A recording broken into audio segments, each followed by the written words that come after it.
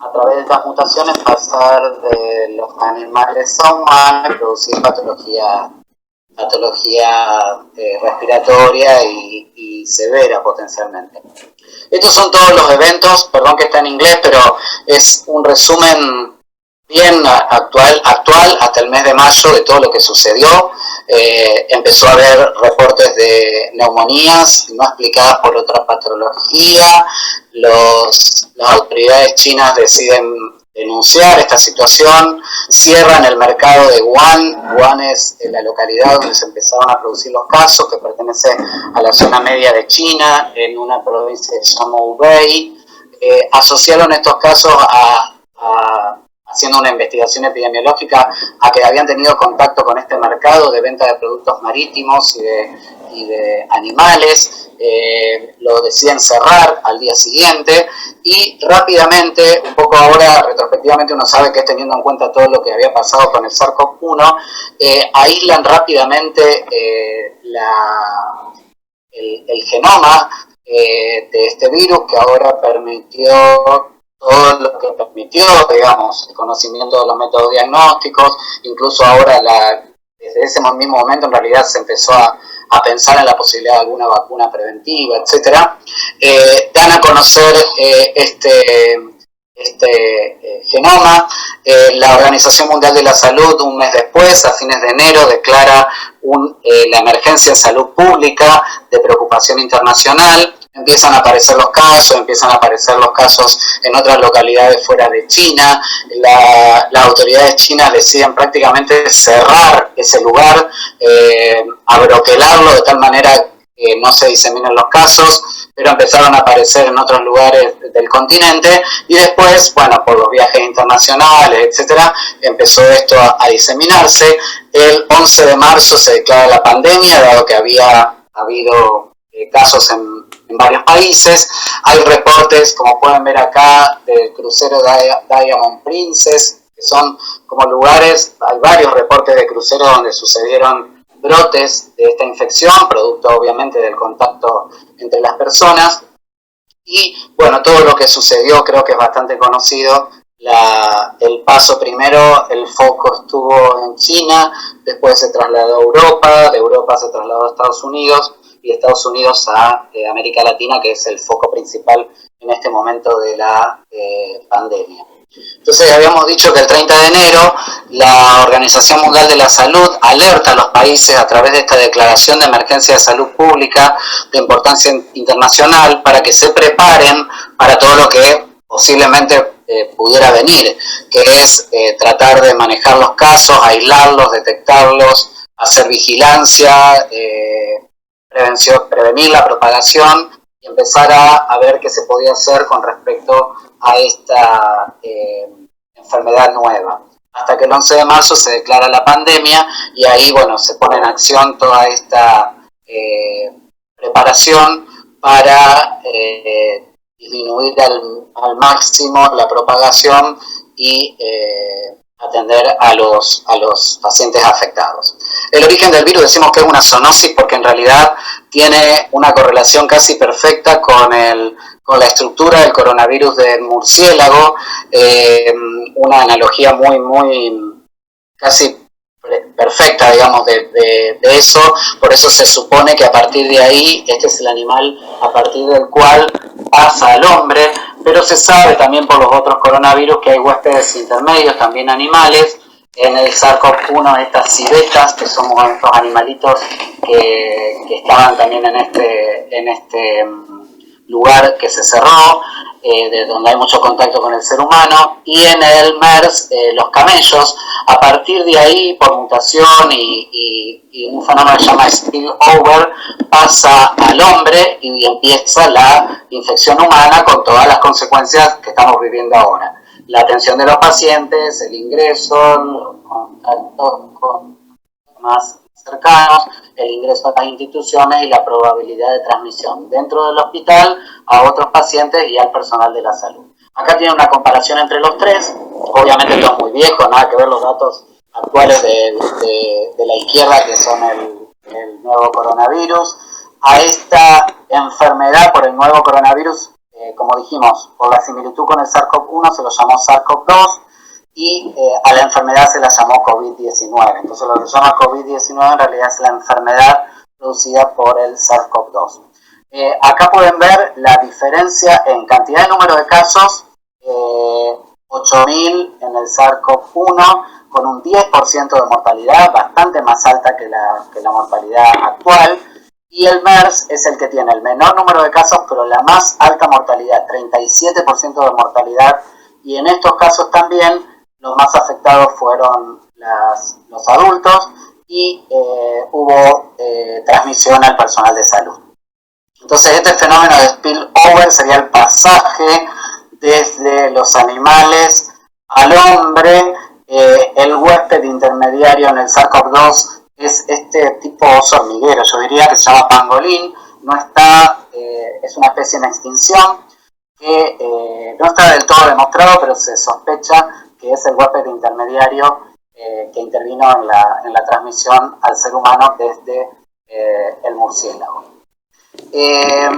Fíjense qué parecido en realidad la situación de cuando empezó el SARS-CoV-1, pero fue un poco más lento, digamos, desde el primer caso, el reporte, la alerta global, la identificación del virus, llevó varios meses hasta la identificación del virus, y en cambio en el actual toda la rapidez de los que le comentaba, ¿no? O sea, la historia se vuelve a repetir, pero muy enormemente veloz, un poco sustentado por lo que ya se conocía y el peligro latente que en realidad se advertía de que pudiera producirse una situación de esta magnitud, la sospecha por este contacto entre el hombre y los animales, la probabilidad de pasar al ser humano era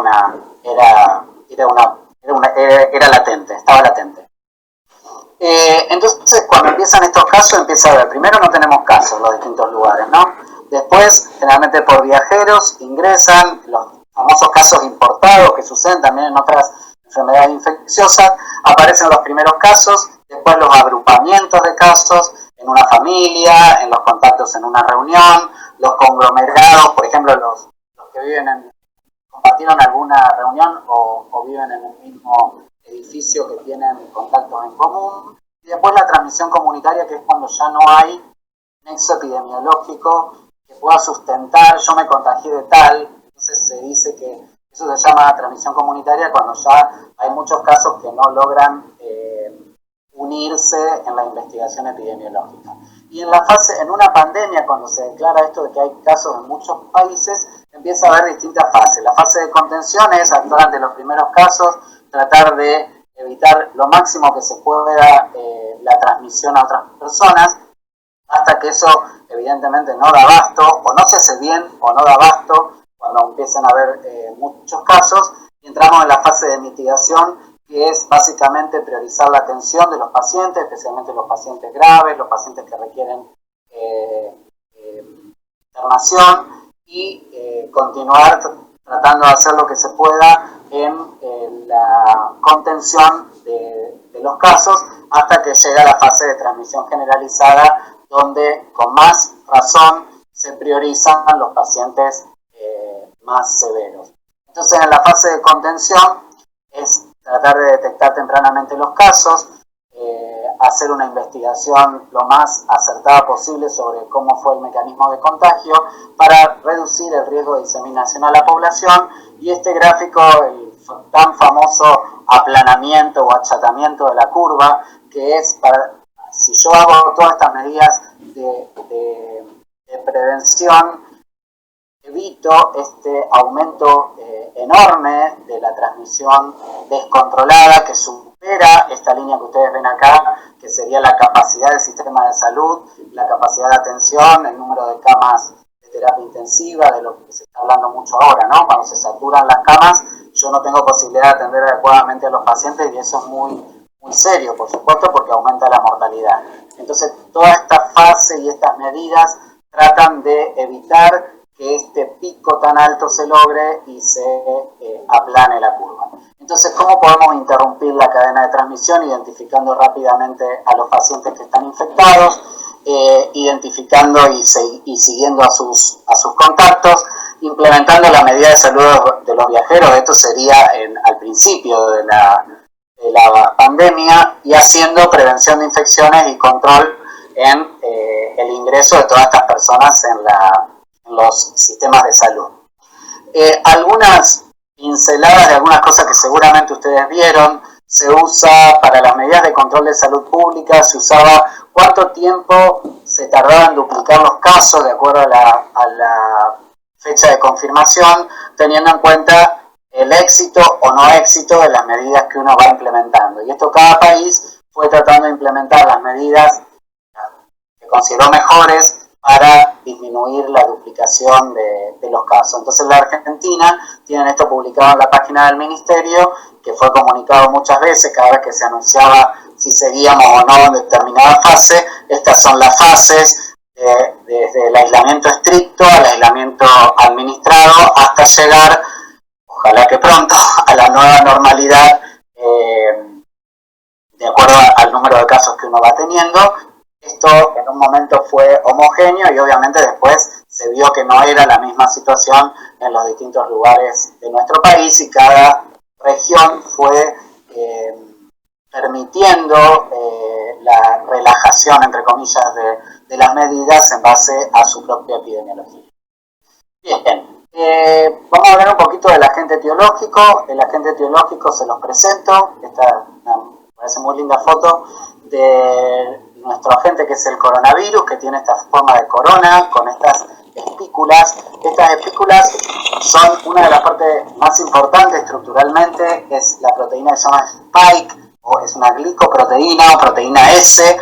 Es muy importante que la recordemos y que la tengan presentes porque es el mecanismo de entrada a las células, es el mecanismo por el cual el sistema inmune responde al antígeno. Este sería nuestro antígeno y es hoy lo que se está utilizando para la formación de vacunas preventivas, ¿sí? A propósito de eso, voy a hablar poco de vacunas porque vamos a dejarlo para defensa. Como en defensa nosotros tenemos que ver vacunas, les prometo que para ahí vamos a hacer un repaso del estado actual de las vacunas para este virus, que es una de las medidas preventivas. El virus tiene, dijimos, RNA, monocadena, tiene estas proteínas en su estructura, muchas son no estructurales, perdón el término, y hay otras que son estructurales, como son la proteína E, la proteína M, la proteína S, la proteína de la nucleocápsido, proteína M. Proteína M de membrana, proteína E de envoltura y la proteína S, que es la que especialmente quiero que recordemos. El virus se une, este es el virus, se une al receptor AC2, ingresa al endosoma, se transcribe, sufre proteólisis, se replica y se empieza a formar los nuevos viriones, las nuevas nucleocápsides que son liberadas, y ingresó un virus y se liberó muchísimos viriones pequeños que son los que van a propagar la infección en el sujeto y a través de sus formas de transmisión, que ya la vamos a ver, lo transmite a otros, ¿sí? Entonces el virus se une a este receptor de la enzima convertidora de angiotensina 2, es la forma en la que ingresa en la célula, lo hace vía endocitosis, libera su RNA, sufre todo este proceso que vimos a la derecha y crea muchos cientos de nuevos viriones que permiten la progresión de la infección. En el árbol bronquial se une a las células epiteliales del bronquio, a los neumocitos tipo 1 y tipo 2, los infecta también las células capilares del endotelio y empieza la respuesta inflamatoria. Aparecen los neutrófilos, los linfocitos T, los monocitos y se libera una serie de citoquinas por todas estas células involucradas, dijimos macrófagos, neutrófilos, monocitos, linfocitos T, que es lo que produce en realidad el síndrome de respuesta, dificultad respiratoria del adulto. Entonces se produce un espesamiento del intersticio, aumento de la permeabilidad vascular, lo que lleva a edema pulmonar, formación de membranas hialinas, que son las que después se ven en las radiografías de tórax y en la tomografía de estos pacientes, y todo esto lleva a la activación, por un lado, de la coagulación y la formación de microtrombos, y lo que se llama la tormenta de citoquinas, que ven acá a la derecha, que son lo que producen la gran sintomatología, la sintomatología más severa, y también necesitamos conocerla porque son blanco de algunas de las drogas que se utilizan en esta fase. ¿Cómo se transmite el coronavirus? El coronavirus, esto también es conocido, vamos a repasarlo, por vía respiratoria. En realidad tenemos dos formas en la vía respiratoria. Tenemos grandes partículas y pequeñas partículas. Lo que se llaman gotitas, o sea, en realidad son grandes partículas a nivel en control de infecciones, se usa el término transmisión por gotitas, son las que, por ejemplo, en esta foto ustedes ven que esta persona al toser, estornudar, hablar, cantar, etcétera, eliminamos esas gotitas. Esas gotas pueden, si son pesadas, se usa convencionalmente más de 5 micrones, eso cae a la superficie, por eso contamina la superficie, por eso esto tanto de la limpieza de la superficie, del cuidado de la higiene respiratoria, porque se contaminan las manos, etcétera. Y después, eso serían las que se transmiten a corta distancia y es necesario tenerlo en cuenta por las medidas de prevención que uno toma para evitar el contagio, digamos, ¿sí?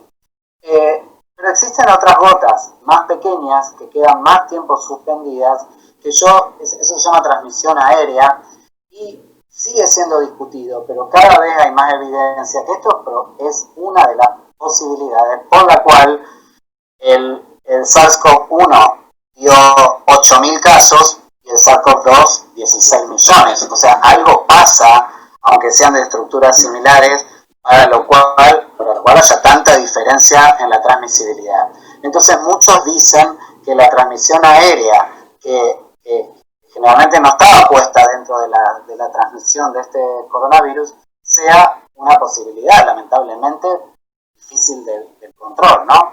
Y que fundamentalmente esto pase en ambientes con muchas personas con poca ventilación, ¿sí? Lo que puede ser una iglesia, un restaurante, un bar, o sea, lugares donde haya muchas personas.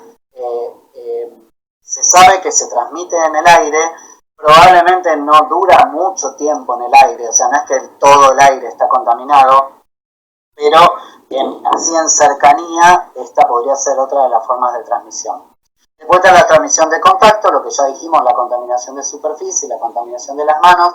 La vía fecal oral sigue apareciendo con signo de pregunta, pero en realidad está demostrado que hay virus en la materia fecal y que incluso hay receptores AC2 en el intestino y que se elimina en la materia fecal virus y que podría transmitirse a partir, por eso habría que tener también cuidado, por ejemplo, en el cambio de pañales en niños, en lactantes, porque es una de las maneras que se puede transmitir. La transmisión perinatal fundamentalmente está dado por transmisión de cercanía.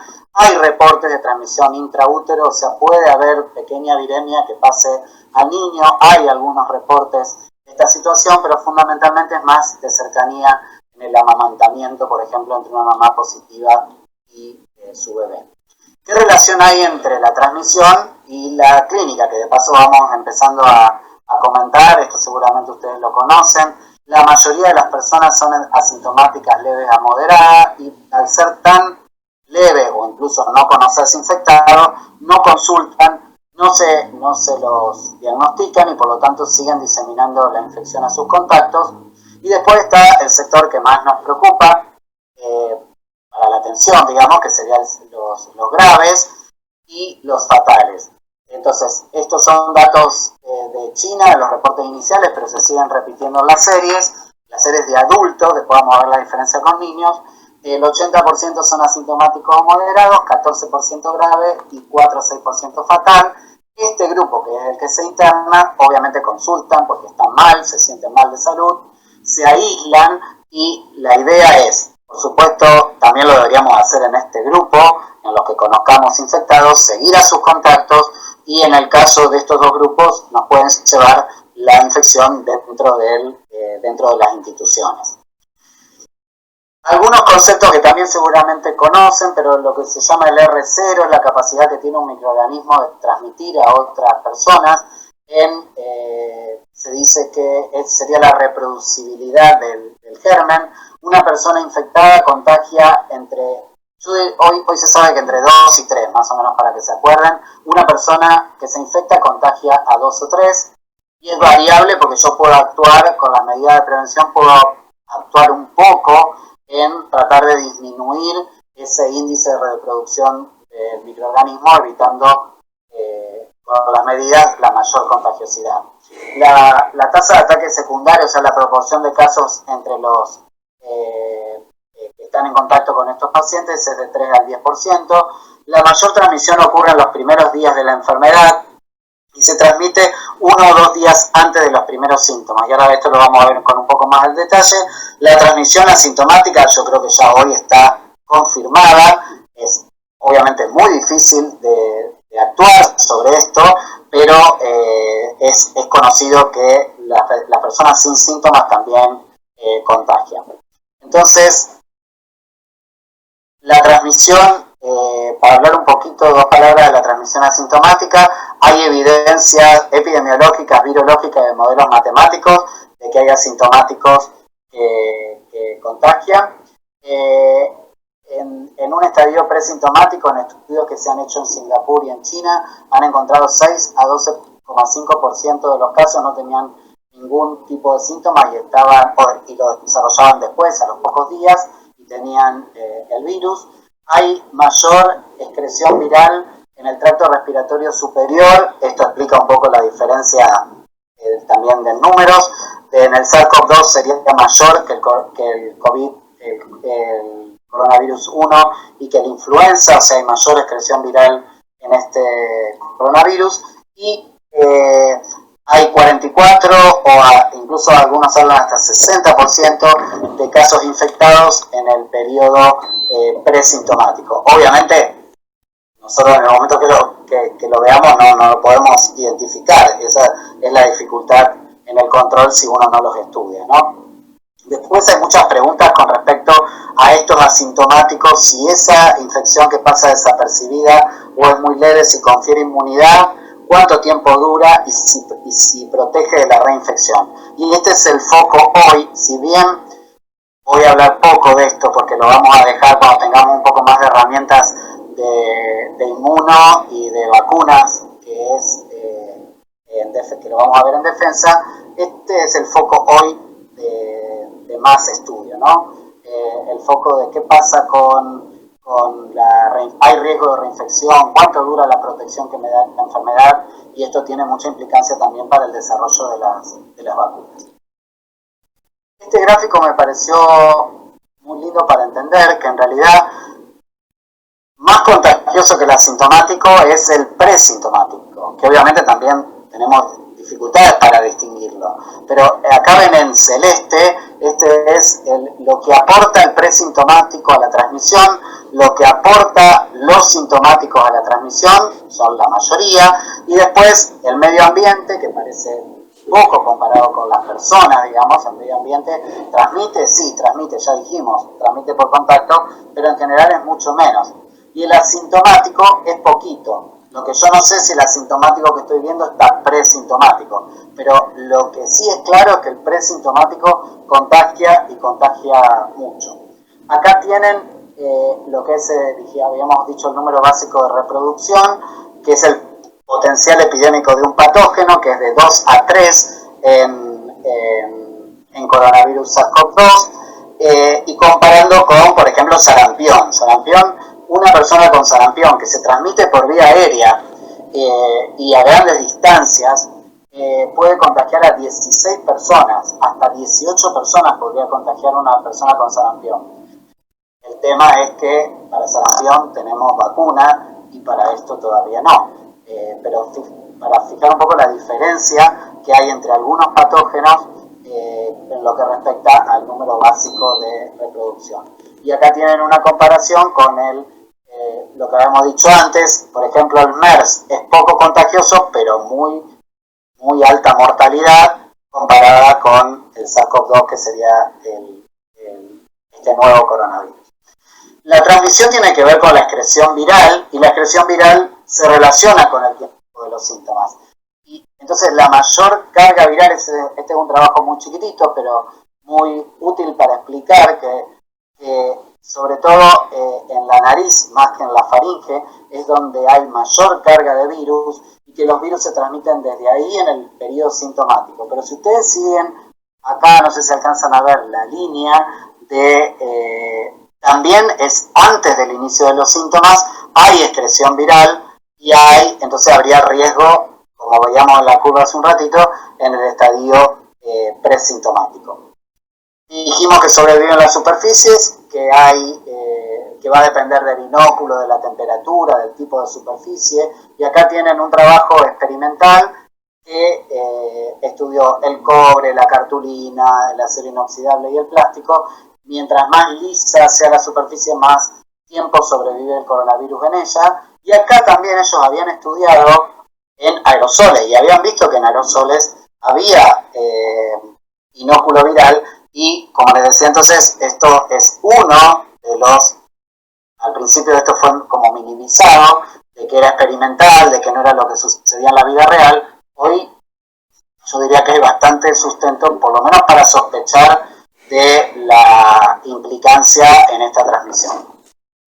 Como pediatra no puedo demostrarles este gráfico porque una de las preocupaciones de los médicos que vemos niños es cuál es el rol de los niños en la transmisión. Y parecería ser que los niños no son victimarios, o sea, no nos infectan como se infectan mucho en gripe, por ejemplo.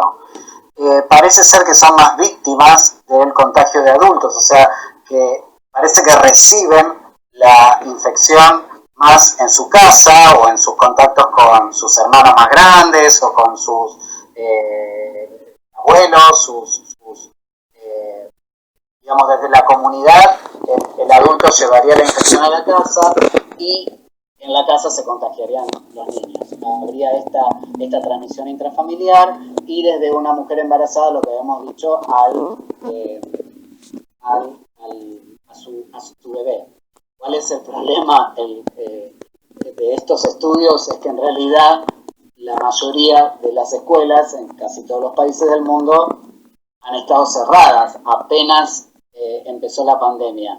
Entonces es difícil saber que una vez que se produzcan la apertura de las escuelas no van a ser transmisores. Pero parecería ser hasta ahora que no son altamente transmisores, a diferencia de, como les decía, de lo que pasa por ejemplo, en influenza, en la pandemia del 2009, se adelantaron las vacaciones de invierno, se cerró, me acuerdo perfecto, porque nosotros teníamos problemas de muchos casos en el hospital, se cerraron las escuelas, se adelantaron las vacaciones de invierno y los casos empezaron a disminuir. O sea, ahí había bien claro un rol del niño en la transmisión. Parecería entonces que los niños podrían ser, hay muchos datos acá, pero para resumírselos, podrían ser menos propensos a infectarse que los adultos, y no parecerían ser los super spreaders, que se llaman los super diseminadores, no serían impulsores significativos en esta pandemia. Esto queda de ver qué pasa con la apertura, pero hay mucha evidencia y hay muchos que dicen que la apertura podría ser tranquila, digamos, con normas de prevención, por supuesto, porque los niños tienen contacto con adultos y los adultos pueden ser de riesgo, pero no parece ser tan evidente ese riesgo. En resumen, el periodo de incubación, acuérdense, porque esto es, la media es de 5 a 7 días, pero se usa el máximo, que es 14 días. También existen periodos más largos, pero se usan los 14 días famosos de la cuarentena. Te piden que te aíslen 14 días si vos tuviste contacto con un enfermo. Esto es fundamentalmente por ese tema, porque es el periodo de incubación en el que pueden aparecer los síntomas. La transmisión ya la vimos, ya dijimos que la transmisión asintomática es posible, que si ingresan los pacientes al hospital, la transmisión asociada al cuidado de la salud puede ser de alta importancia, que el pico de infectividad se relaciona con el inicio de los síntomas y que puede ser de 48 horas antes del inicio de los síntomas, el estadio presintomático, y que mientras más aglomeraciones de personas haya, más riesgo hay de contagio, ¿sí? Situación epidemiológica bien actualizada, rápido. Miren esto es impactante, la verdad, 16 millones de infectados en el mundo, en 188 países, con 661.200 fallecidos. La tasa de letalidad, o sea, la cantidad de personas fallecidas y el denominador siendo los casos confirmados, es de casi 4% de mortalidad. Hay países de Europa, producto de varias cosas, entre ellas cómo está conformada su población, si tiene muchas personas adultas, como fue el caso de Italia, fíjense Reino Unido, 15% de letalidad, Francia, España, son la verdad que tasas muy altas. Alemania muy cerca, debe haber hecho las cosas muy bien para que tenga casi 3 veces menos de letalidad. Estados Unidos, el país del mundo que tiene más cantidad de casos y más cantidad de fallecidos, su tasa de letalidad es de 3%. Acá tienen algunos países de Latinoamérica, Chile tiene muchos casos y su tasa es de 2.64%, y Brasil, bueno, Brasil también es el país de América que tiene más cantidad de casos y más cantidad de fallecidos por su gran población. La tasa de letalidad, de acuerdo a lo que tienen confirmado, es del 3.5%. Esto es Argentina, el día de ayer, 3.100 fallecidos, 173.000 casos confirmados, que representan un 27% de los notificados.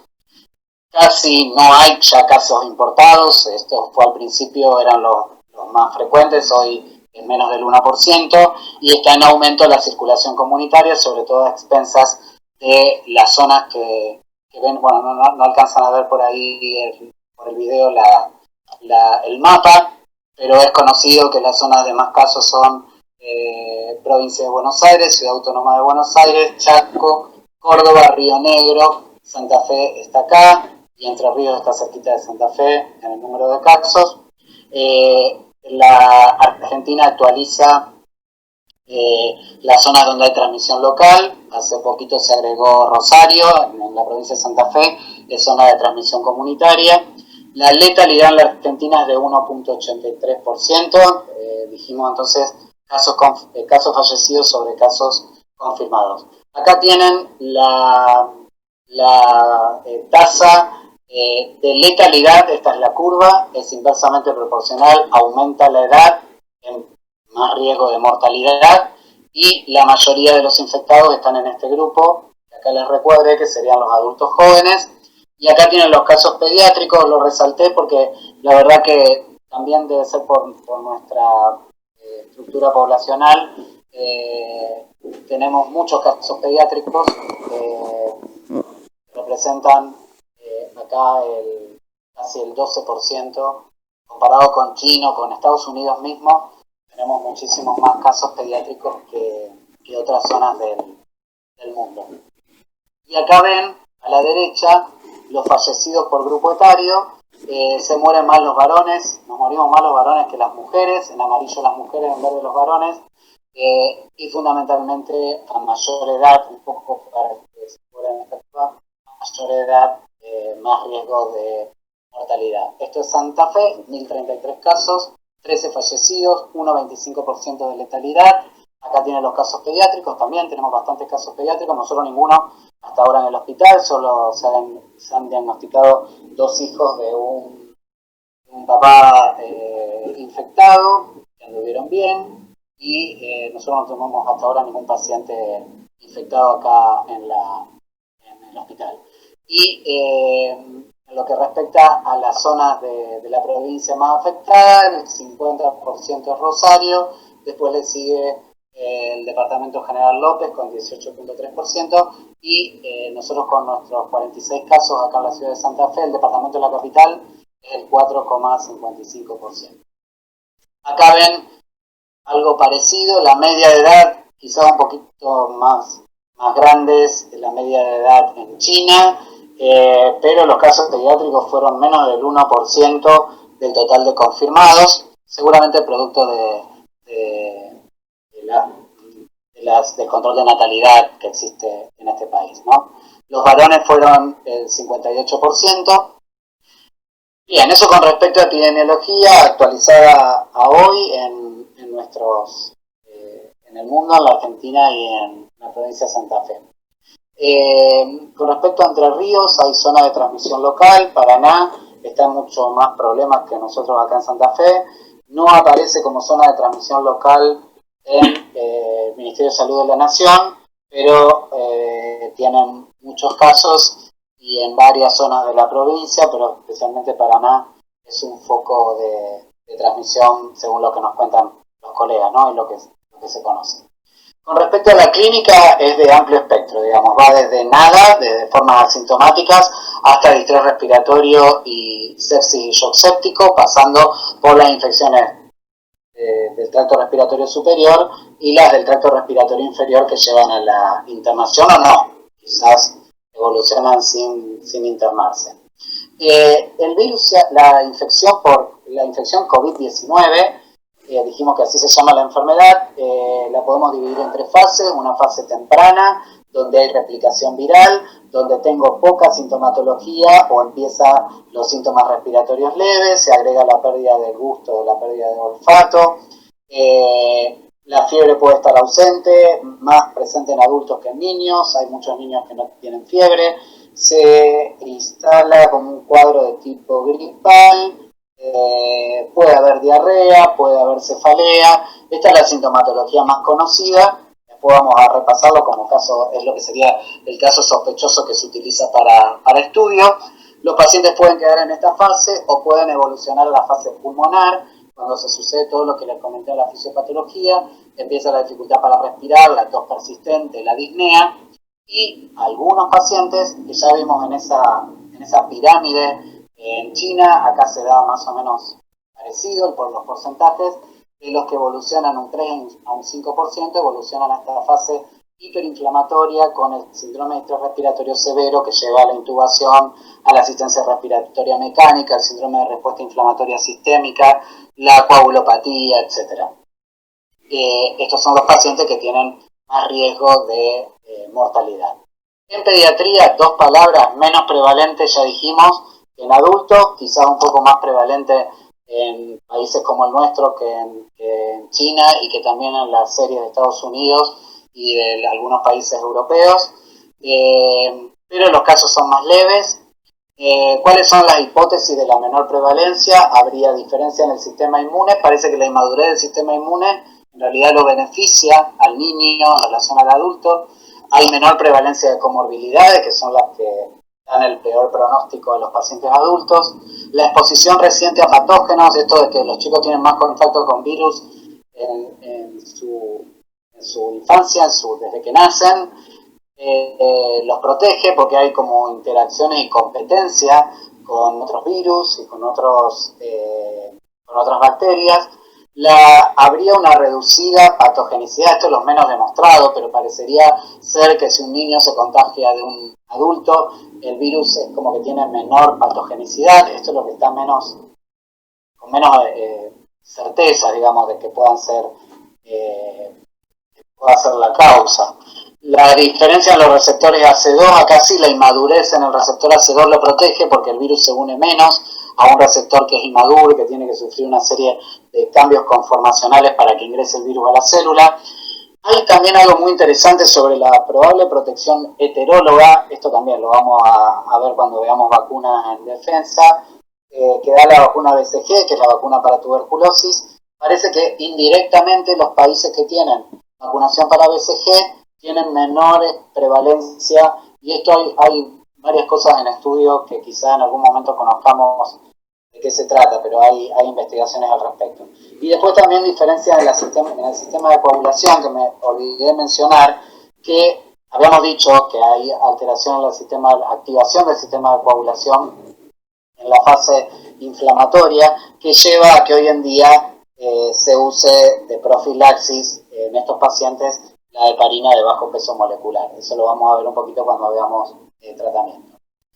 Los chicos tienen síntomas más leves, pero ojo, porque hay una alerta mundial de este síndrome multisistémico inflamatorio asociado a COVID-19 que tiene, no le voy a dar detalles, pero son formas de chicos graves que después de haber tenido la infección o haber tenido el contacto desarrollan una infección grave con fiebre persistente, con inflamación. Esta tormenta digamos, sería el equivalente, y lo manifiestan con un cuadro símil shock, símil una enfermedad que nosotros conocemos en pediatría, que se llama enfermedad de Kawasaki, que puede tener exantema, compromiso en la boca, que puede haber compromiso cardiovascular, y que puede llevar a la insuficiencia y función orgánica y a la falla miocárdica, que se trata con gamma globulina, etc.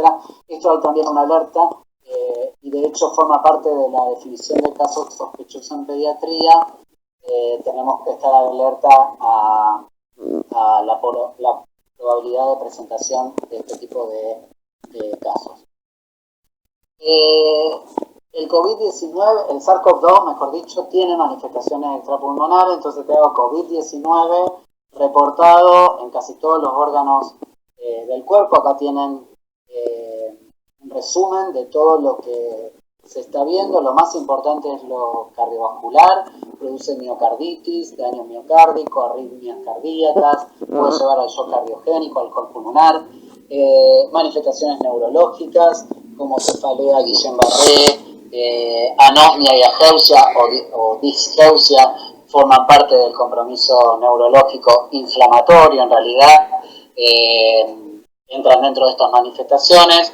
Hay manifestaciones renales, aumento de enzimas hepáticas, lo gastrointestinal también es muy frecuente, náuseas, vómitos, dolor abdominal, se está viendo en muchos pacientes presentan, a lo mejor sin diarrea, pero con dolor abdominal importante, y un gran capítulo, algunos pacientes debutan con diabetes por SARS-CoV-2, los riesgos de trombosis por la alteración en la coagulación, trombosis venosa profunda, tromboembolismo pulmonar, que habíamos dicho en la fisiopatología, y las manifestaciones dermatológicas, unas son las acrocutáneas, hay urticaria, vesícula, lo que quieran, digamos, reportado, hay mucho en estudio, pero son manifestaciones que se ven asociadas a veces a muchos síntomas respiratorios y otras veces poco, o incluso a veces casi muy pocos que pasan desapercibidos síntomas respiratorios, entonces hay que estar atento también a estas manifestaciones. La definición de casos sospechosos en la Argentina ha tenido distintos cambios de acuerdo a la situación epidemiológica. Esta es la más reciente, tiene 5 criterios. El criterio 1 es la persona que tiene síntomas de los que ya vimos, tos, fiebre, odinofagia, dificultad respiratoria, anemia o digeusia, y que tenga algún dato epidemiológico de riesgo, como que viva en una zona de transmisión local, por eso es importante saber cuál es la zona de transmisión local en el país, o que venga de esa zona de transmisión local, en el caso nuestro que no tenemos transmisión local, o que resida en instituciones cerradas o de internación prolongada, o que sea un trabajador esencial. Este es uno de los criterios para estudiar a estos pacientes. El otro criterio es todo paciente con infección respiratoria que se interna. O sea, hoy día un paciente con infección respiratoria que requiere, por su condición clínica, internarse, debe ser estudiado para SARS-CoV-2.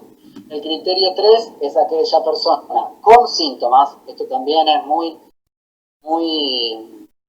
discutido, si yo no me tengo que hisopar porque soy contacto de un caso confirmado. En realidad la política es estudiarlo, pero si tuviste contacto con un caso confirmado, pero tenés síntomas, ¿sí?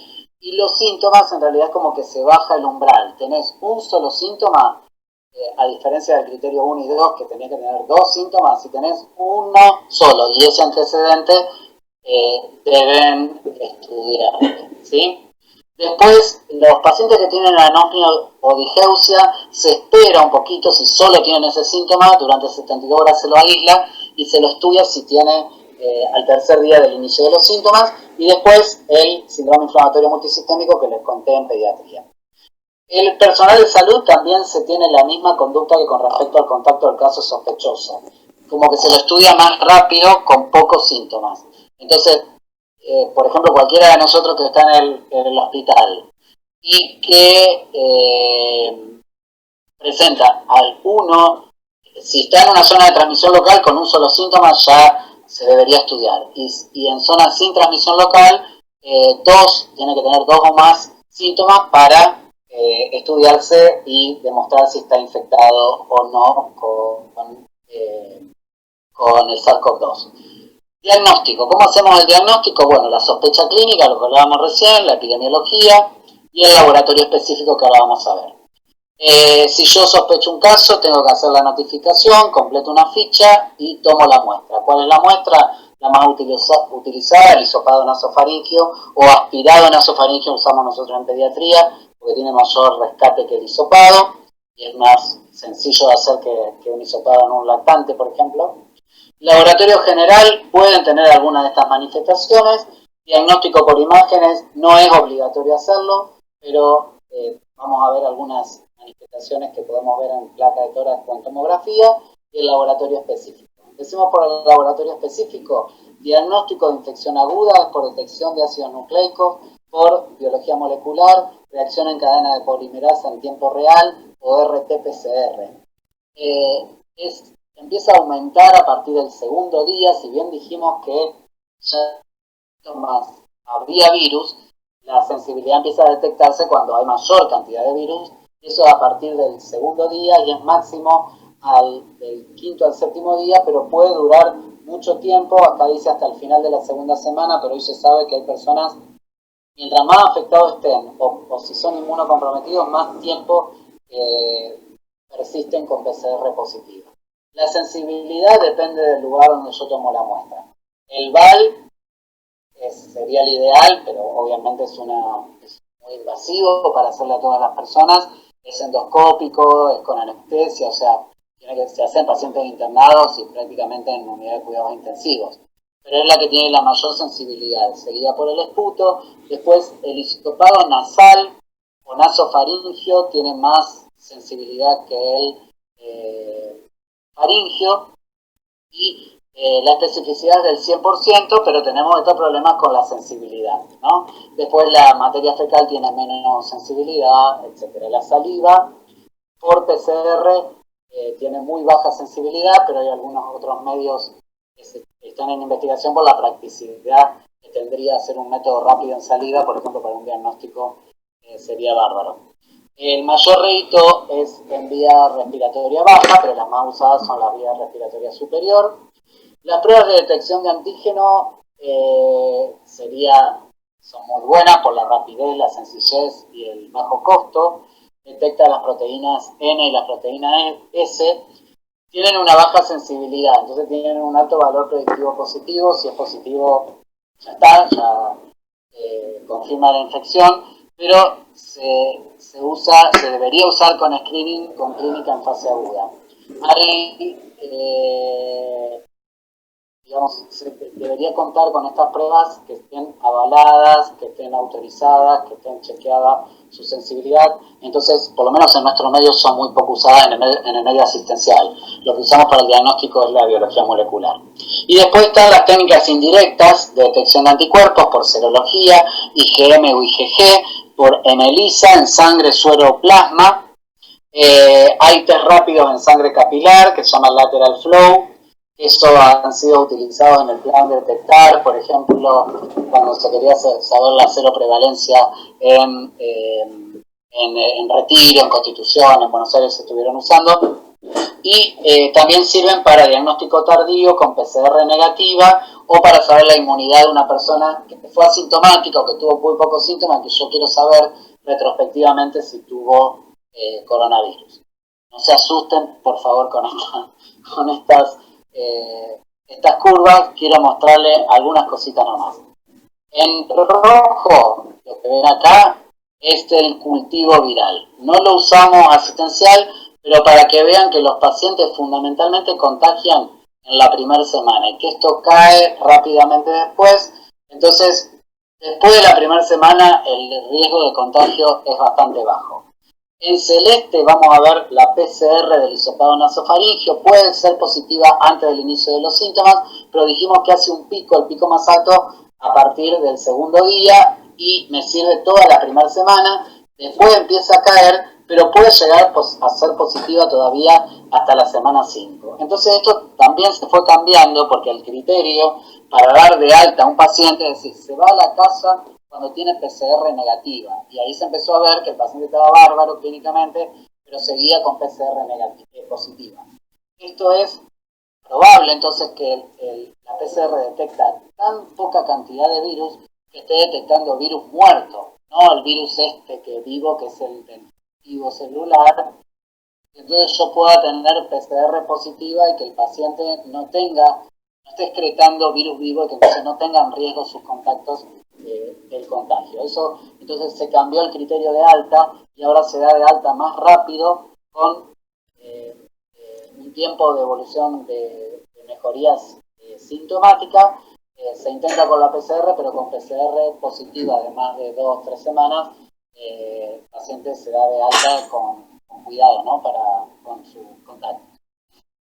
Y después tenemos la curva de lavado bronquial alveolar o el esputo, bueno, que esto es menos utilizado, y acá en línea punteada en este tipo violeta y verde son las serologías IgM de violeta, IgG el verde.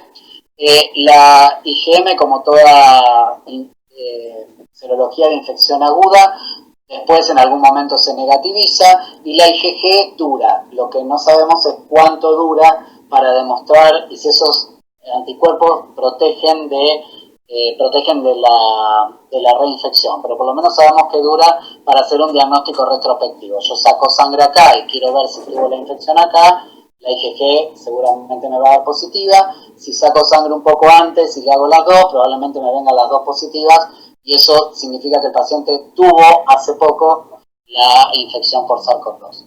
Acá un resumen de la utilidad de cada uno. También se usa, obviamente, la RT-PCR para ver qué paciente le voy a ingresar en un ensayo clínico para alguna droga, por ejemplo. Se usa, tengo que demostrar que el paciente está infectado para darle un tratamiento. Puede haber, dijimos, falsos negativos. Y la utilidad de los anticuerpos, acá lo tienen, en pacientes asintomáticos, ya habíamos dicho, en los candidatos de vacuna, para reincorporarse al trabajo, para, bueno, una serie de utilidades retrospectivas, pero que son útiles e importantes para la evolución del paciente y para el seguimiento de la pandemia. Esta es la ficha que se hace para la denuncia epidemiológica, junto con la muestra. Algunos hallazgos de radiografía y tomografía. Se habla de mayor sensibilidad del ATAC versus la radiografía. Las publicaciones chinas usaban generalmente tomografía. Se ven opacidad en vidrio esmerilado, parches locales o bilaterales y anomalías del intersticio. Este es un caso de una revisión, un paciente de 76 años que empezó con parches y subpleurales y que después en la internación progresó a todo lo que ustedes ven acá en su tomografía, con empeoramiento clínico y imagenológico.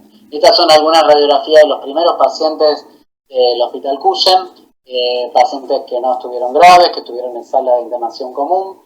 En esa época era la época que se los dejaba en tiempos más prolongados para evitar para estar más seguros con sus contactos, y pacientes que evolucionaron bien, pero con manifestaciones evidentemente patológicas en las radiografías.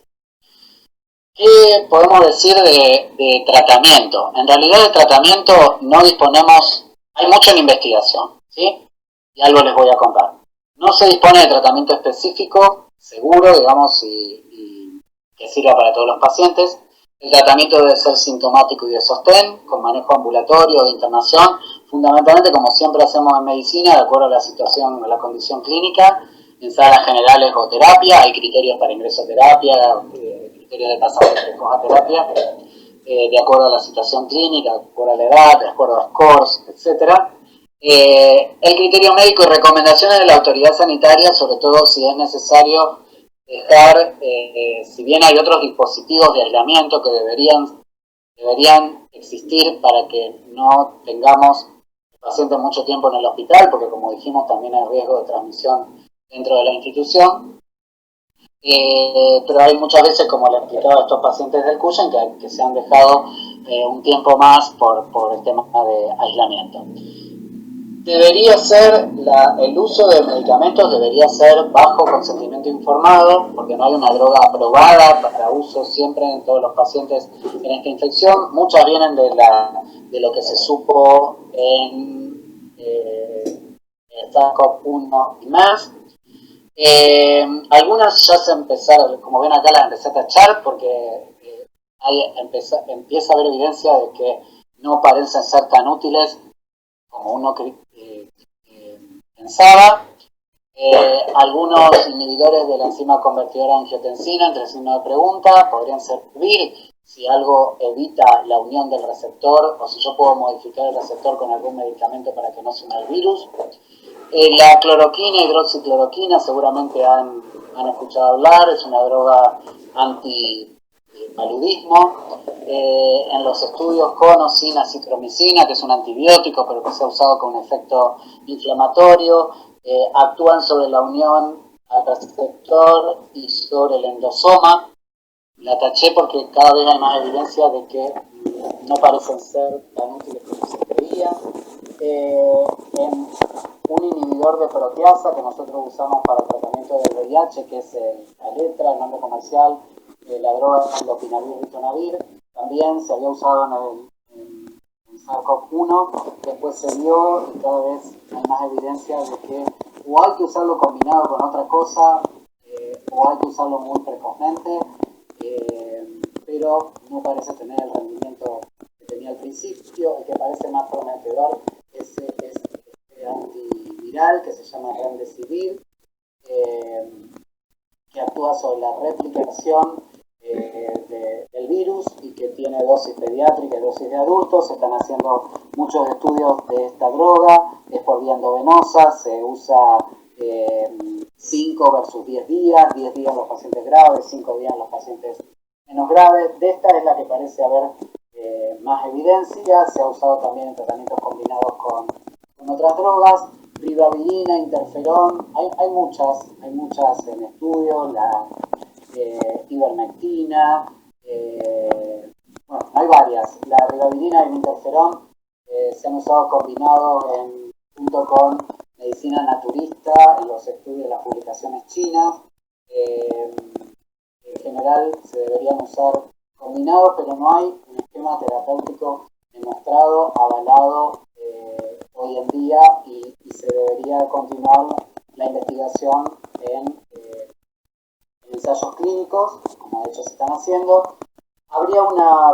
Se podría hacer sinergia como se hace en el HIV, una droga en cada lugar, y combinarlas y de esa manera obtener sinergia es desconocido. De nuevo, para recordarles este gráfico de la fase procoagulante que me había olvidado mencionar, hoy en día se usa heparina de bajo peso molecular porque preventiva en todos los pacientes, especialmente que se internan en la fase crítica con más razón, y también como terapéutica hay medicamentos para esta acción. Y acá abajo, para mostrarles los antivirales y el interferón servirían para la etapa inicial de la fase de replicación viral. El suero hiperinmune acá en la Argentina, por ejemplo, el ensayo la semana pasada de un suero equino en hospitales de Buenos Aires, bastante prometedor parece, porque a los equinos no le produce patología, la inyección del SARS-CoV-2 se obtiene más de esos equinos, estará todo el riesgo de reacción anafiláctica, obviamente, por ser una sustancia extraña del ser humano, pero bueno, todo eso obviamente está pensado en esta formulación, un laboratorio se llama Immunova. Después, el plasma de convalecientes, que sin duda lo hemos escuchado hablar. Esto hay también investigaciones y trabajos actuales. Creo que el Hospital Clínico está participando del protocolo de plasma de convalecientes. pacientes moderados a críticos. Los corticoides, que son casi defenestrados o con muy poca evidencia de uso en la fase viral, porque prolongan enlentecen el clearance viral y pueden disminuir la probabilidad podrían permitir la persistencia incluso del virus, sí aparecen ahora como útiles en la fase de pacientes con oxígeno o con asistencia respiratoria mecánica. Esto es muy reciente, hay evidencia de uso, de su utilidad, y se ha demostrado la eficacia en esos estudios de investigación, así que es parte del plan terapéutico para estos pacientes tan graves. Y la inmunomodulación, los anticuerpos monoclonales anti-interleuquina 1, anti-interleuquina 6, como el tocilizumab, por ejemplo, y otros varios, la anakinra, es una droga subcutánea para como inmunomodulador, serían drogas que actúan en esta fase inflamatoria, tratando de disminuir justamente la gran inflamación y calibración de citokina. Estos son los dos grupos que están trabajando mancomunadamente. El estudio Recovery de la Universidad de Oxford, que es el que publicó ese capítulo de corticoides, y el Solidarity de la OMS, son los que están haciendo todos estos trabajos y van, por ejemplo, a veces han detenido estudios cuando la rama de hidroxicloroquina no tiene evidencia, directamente se suspende por falta de evidencia. Son los dos grupos, por lo menos los más conocidos, que están trabajando sobre tratamiento. El pronóstico es peor mientras hay una variable muy importante que es la edad. La variable clínica de la edad en sí mismo es un factor de riesgo, como dijimos al principio en la epidemiología en Argentina y en China. Las comorbilidades, dentro de las comorbilidades, las más frecuentes son hipertensión, diabetes, obesidad, EPOC, enfermedades cardiovasculares, huéspedes inmunocomprometidos en menor medida. Hipertensión es la más frecuente. Comorbilidad, hay variables de laboratorio, mientras más grave yo esté, más insuficiente respiratorio esté, obviamente tengo más riesgo de muerte. Algunos parámetros de laboratorio, el compromiso bilateral en las imágenes, la progresión en las imágenes, el score de SOFA de progresión de variables, que son variables evolutivas, peligrosa terapia y la asistencia respiratoria. Relación mortalidad-edad, acá puesto en números, fíjense cómo se amplifica, lo habíamos visto en curva, pero sin números, en los datos de Argentina, cómo a partir de los 50 años se empieza a duplicar la mortalidad relacionada con la edad. Y otra cosa importante para conocer es que, si bien los más frecuentes son los pacientes leves a moderados, un porcentaje se transforma en severo, un porcentaje debuta como severo, y a su vez un severo se puede transformar en crítico, y estos, los que evolucionan a severo y crítico, y algunos, no los más frecuentes obviamente, de los casos leves o moderados, llevan a la muerte, que dijimos que hoy está a nivel mundial en un 4%. Y el 96%, que sería la buena noticia obviamente, 96% de las personas se recuperan aún habiéndose. Prevención, rápidamente lo voy a pasar porque, bueno, si bien es justamente lo que más tenemos que ver en injuria, creo que es lo más conocido. Es las recomendaciones de la OMS con respecto al lavado de manos, a la limpieza de superficie, a estar informados sobre el coronavirus, evitar los viajes, bueno, en este momento no podemos viajar, pero trasladarse si uno está enfermo, evitar contacto con otras personas, cubrirse con el pie del codo si uno tose o estornuda. Si tiene más de 60 años o alguna condición de riesgo de las que vimos, evite lugares de concentración de personas. Consulte con el médico si no se siente bien. Si está enfermo, permanezca en su casa, trate de aislarse. Si desarrolla dificultad para respirar, llame al médico. Es normal y comprensible, y bueno, creo que esto es bien evidente, que hay ansiedad, lo que no debe haber es miedo o pánico que paralice la situación. Lavado de manos parece increíble, pero hay que seguir insistiendo que el lavado de manos es importante, que se debe hacer bien y con la técnica correcta. La separación de los pacientes, lo que se llama el triage, separar los pacientes infectados de los que no lo son. Eso tratar de implementarlo en las instituciones, está implementado, de hecho hay que tratar de seguir insistiendo de que se haga bien, que se pregunte al ingreso, que se exija el uso de tapabocas, que si no lo tiene se le provea, que se separe de los pacientes no respiratorios y se atiendan si es posible en otro lugar. Esto yo sé que es fácil de decir, de hecho en el hospital se dificulta porque no tenemos, es un hospital grande, pero no tenemos tampoco tanta posibilidad de separación, pero bueno, es lo que se trata de hacer, las salas de espera, evitar todo lo que pueda ser contacto. Precauciones estándar. Precauciones estándar es como lavado de manos, digamos, forma parte de las precauciones estándar, deberíamos conocerla y practicarla.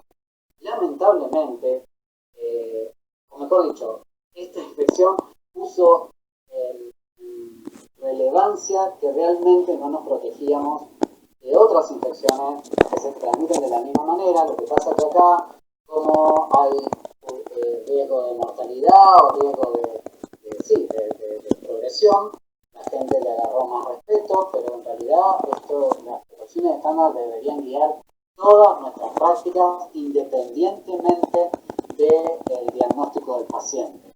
Entonces, eso es una de las cosas que se está viendo, como que tenés que demostrar que sos coronavirus negativo.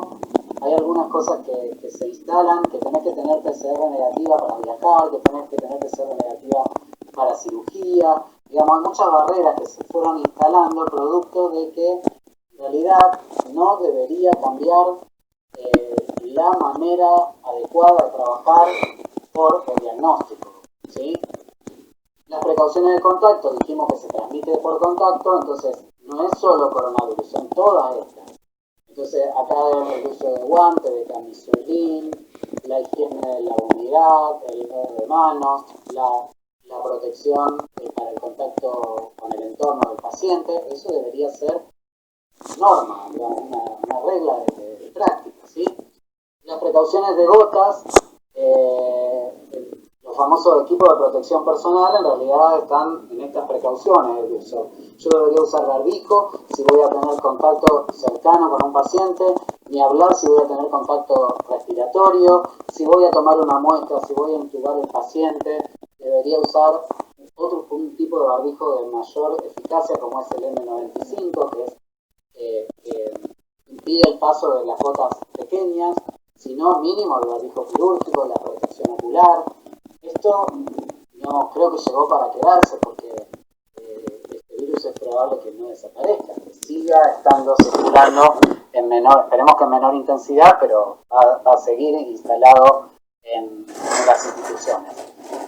Los elementos de protección personal hay que aprender a colocárselos, pero fundamentalmente hay que aprender a sacárselos, porque es el momento, si yo tuve contacto con secreciones, donde hay virus, voy a tener riesgo de tener contacto con secreciones si no me lo saco adecuadamente. Entonces, esto estamos haciendo talleres, estamos replicándolo porque hay que aprender a usarlo, hay que aprender a ponérselo rápido si uno está en una urgencia. Y sobre todo hay que tener calma y si es posible que alguien te guíe en el retiro porque es mayor riesgo. Hay publicaciones de cuándo hay que usar, en qué situaciones hay que usar, pero lo que les dije, en general para la atención directa de los pacientes deberíamos usar protección ocular y barbijo quirúrgico para lo que se llaman procedimientos que generan aerosoles o PGA, deberíamos usar barbijo de alta eficacia, que es el N95. Las medidas de salud pública ya las conocen, ya hablamos de las fases, de esto de la cuarentena, todas las medidas que se toman son con la intención de preparar al sistema de salud, originan otros inconvenientes que ahora después al final vamos a ver entre todos, pero son medidas que también están obviamente pensadas para disminuir la propagación del virus. Hubo, y quizás ahora menos, infodemia, o sea, epidemia de mala información y muchas fake news sobre el coronavirus, sobre lo que uno tenía que hacer para evitar el coronavirus, mucha mala información que apareció junto con la pandemia, lamentablemente. Y ya para terminar, yo listé acá, seguramente me olvidé de algunas cosas que nos está dejando hasta ahora la pandemia. Y empecé, traté de ser un poco más optimista, empiezo por lo negativo, que lo negativo muchos de ustedes lo han visto y nosotros, y obviamente yo también. A lo mejor ustedes algunas cosas no han visto porque no están dentro de la institución, pero hay en la población hay consecuencias psicológicas de aislamiento, encierro, ataques de pánico, algunos problemas de desarrollo en los niños.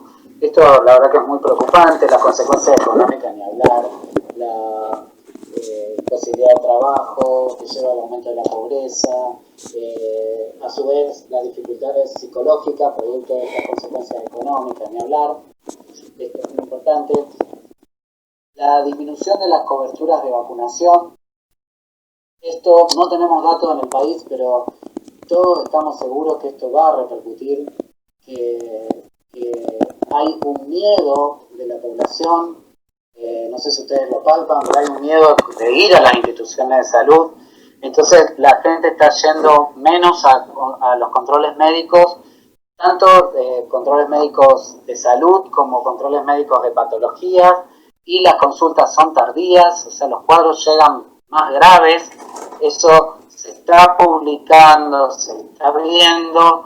Yo soy consciente, no estoy echándole la culpa a la gente, creo que nosotros como sistema de salud también nos estamos muy cerrados, estamos limitando el acceso, estamos poniendo barreras, producto de la búsqueda de que no ingrese el virus a la institución, pero creo que nos pasamos de la raya y hay limitaciones para conseguir turnos, reticencia de nosotros como profesionales de la salud de atender a personas porque nos tenemos que proteger, porque porque tenemos miedo, porque tenemos pánico, etcétera. Eso lamentablemente se ve mucho y es muy preocupante. La limitación de las prácticas asistenciales y la docencia, bueno, ustedes son las primeras víctimas de esto, no están pudiendo ir a los hospitales y no están pudiendo formarse como uno quisiera, que se formen en práctica sobre todo. La infodemia que, como les decía, todavía sigue, pero quizás menos que al principio de la pandemia, y la inequidad, por supuesto. Todas las cosas que son problemáticas y una pandemia es algo muy pesado, pone en evidencia la inequidad desde el acceso a la computadora para yo poder asistir a una clase hasta la dificultad en aislar a un paciente porque vive en una casa con 10 personas, que no se puede aislar ahí, que hay que llevarlo a otro lado, que hay que separarlo de la familia. Bueno, un montón de cosas que se ponen en evidencia en esta situación. Y hay otras que son buenas en realidad, o que yo considero que son buenas.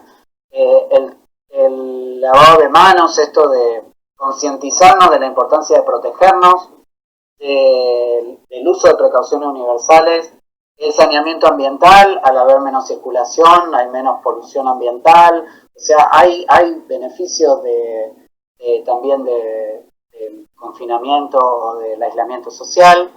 La higiene respiratoria, los niños son los que más fácilmente aprenden esto y deberíamos utilizarlo para que recuerden la importancia de una adecuada higiene respiratoria.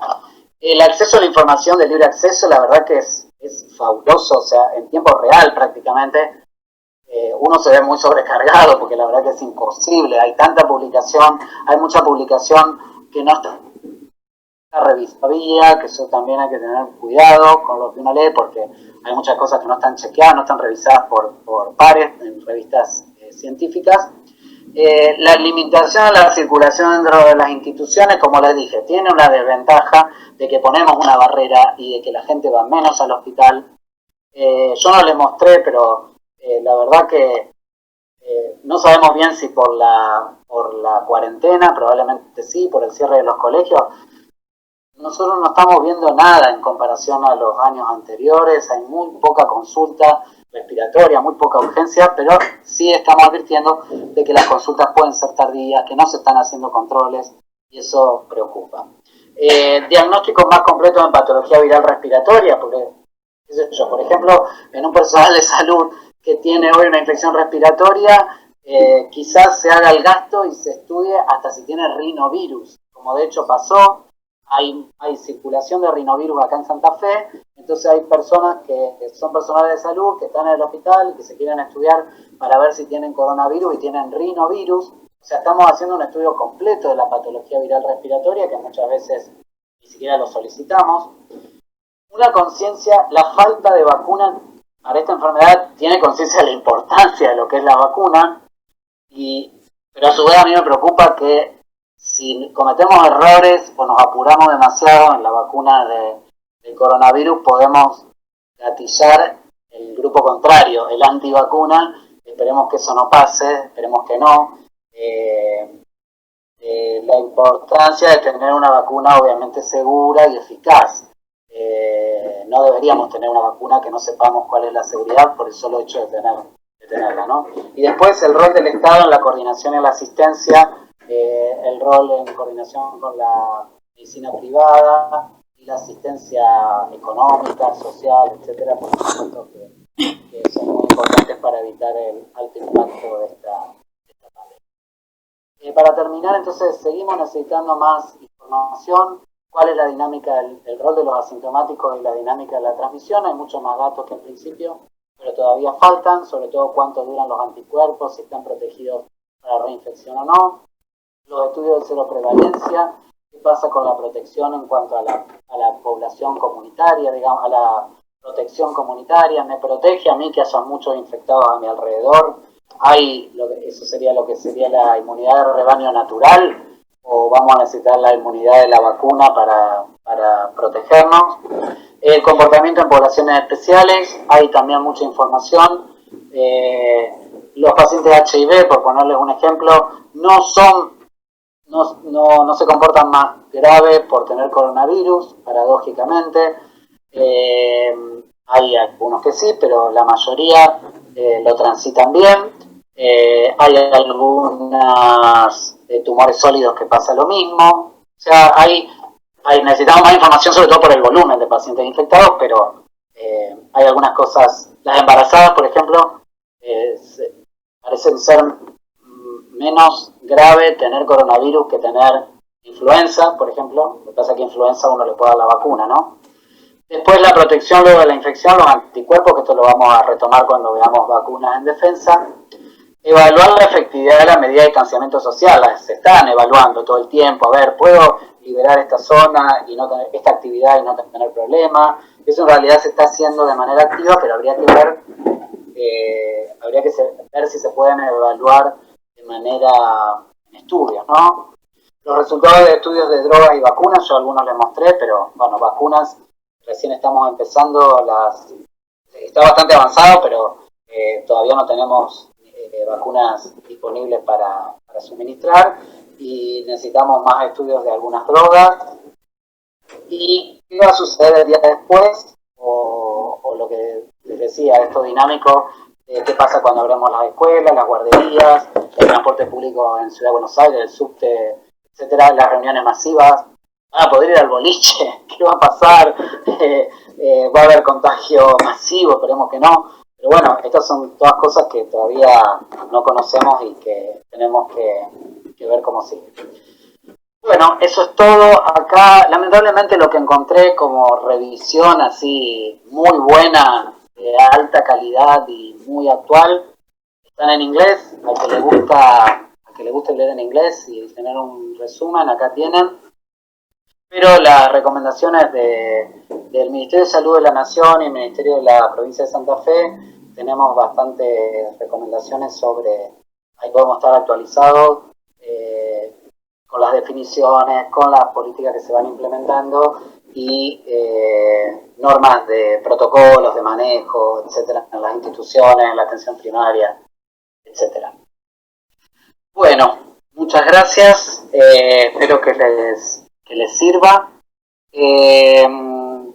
Dado que somos muchos, yo diría que si tienen alguna pregunta, lo escriban por chat, así lo vamos viendo. ¿Sí?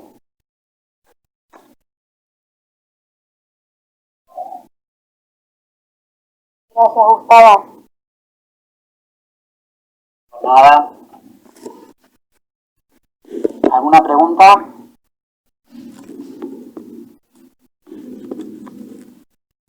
Los diabéticos que se encuentran bien tratados están dentro del grupo de personas con mayor probabilidad de enfermar. En realidad, se recomienda un buen control metabólico. Si vos tenés un buen control metabólico, es un dato a favor de... yo cambiaría la pregunta con probabilidad de enfermar, te diría más bien probabilidad de gravedad. Viste que habíamos dicho que era una condición de riesgo para evolucionar a una infección severa, ¿sí?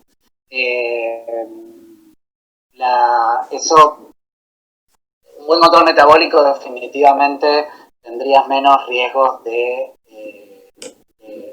progresar en la enfermedad, ¿sí? El video de la clase o el PowerPoint va a estar en el turno, no lo sé, creo que se está grabando, así que ojalá lo podamos tener como hablado, digamos, ¿no? Más que el PowerPoint te va a servir menos. ¿Son confiables las cifras de China? Qué buena pregunta. Mira, es difícil, no me pongan en ese brete. Muchos dudan de esos datos, pero en realidad yo creo que muchas cosas hicieron bien. El reportar rápido, uno podría discutir cuán rápido fue, pero se sabe que había casos unos días o unos pocos meses antes. Pero bueno, no, creo que pienso que han actuado rápido. También tienen otra forma de pensar, entonces pudieron hacer esto del cierre de una ciudad entera mucho más fácil de lo que lo podríamos hacer nosotros en la cultura occidental. Creo que esta acción quizás le sirvió para el control inmediato y sumado a la forma de pensar que tienen, pueden seguir con eso que vos decís congelado. Creo que puede ser eso y lo que sí, evidentemente, a partir de ellos se diseminó por los viajeros, se diseminó a todo el mundo, ¿no? El dímero D es un análisis de laboratorio. Los valores que se utilizan, la verdad no te sabría decir con precisión, pero sí sé que hay puntos de cortes de riesgo y que se pueden dosar y se dosan en pacientes críticos, ¿sí? El patrón es similar a una neumonía típica, podría ser, es una mezcla, porque vos tenés también neumonías condensantes, así que puede ser parecido a una neumonía bacteriana. Si se puede considerar que el COVID-19 puede llegar a ser endémico, yo creo que sí, creo que llegó para quedarse y que vamos a tener periodos de estacionalidad. Hay que ver qué es lo que pasa con la vacuna y si eso altera la epidemiología, pero yo creo que sí, que va a ser endémico y que vamos a tener un tiempo donde esto va a estar dando vuelta. El dióxido de cloro como posible tratamiento, no, hay una alerta de la Asociación de Toxicología sobre la alerta de hay intoxicaciones con dióxido de cloro, así que no, evitar eso como tratamiento, por favor. No empecemos a tomar cloro, ¿sí? No va a tener ninguna eficacia sobre el paciente. ¿Vale la pena?